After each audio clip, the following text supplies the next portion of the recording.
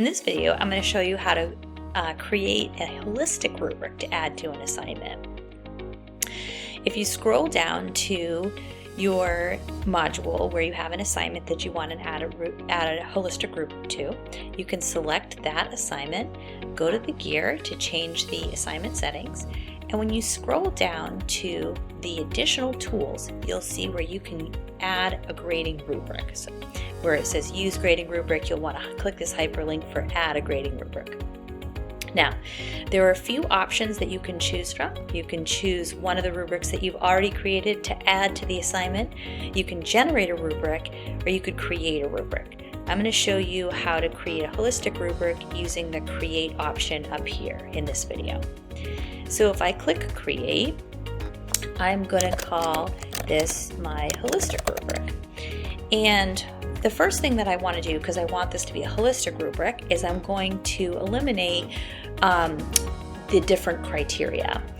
And in a holistic rubric, you're going to put all of your criteria into the single criterion box. So I copy and pasted this so that I could avoid typing quickly.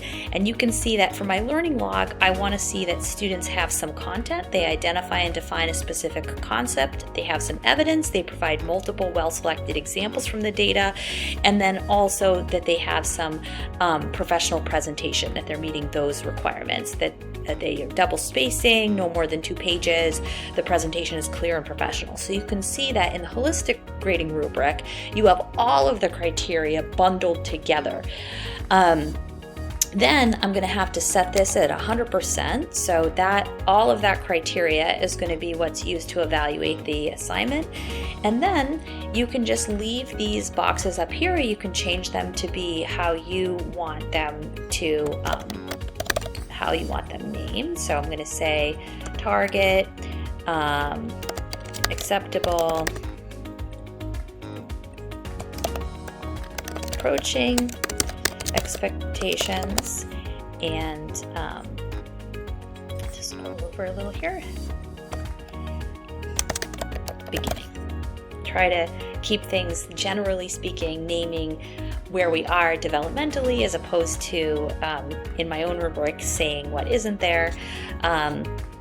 So this is, then you can change these percentages. So let's say someone's acceptable, they're going to get an 85%, approaching, they're going to get a 75%, and then the beginning, they're going to get maybe 50%.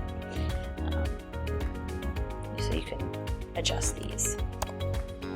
Now you'll see that if you create a holistic rubric like this, when you go to score it, you would just be clicking that the student is, generally speaking or holistically speaking, falling into one of these performance definitions with regard to the full criteria, or the full kind of set of criteria for the assignment.